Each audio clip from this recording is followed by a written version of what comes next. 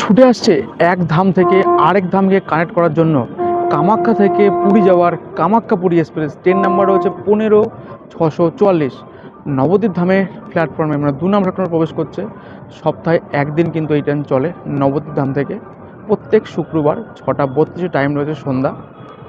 আর তারই প্রতীক্ষার অবসর, মানে আজকে শুক্রবার নবদ্বীপ ধাম প্ল্যাটফর্মে 2 নম্বরে কিন্তু প্রবেশ করছে কামাখ্যা থেকে পুরী যাওয়ার কামাখ্যা পুরী এক্সপ্রেস, যার ট্রেন নাম্বার হচ্ছে কিন্তু 15-644।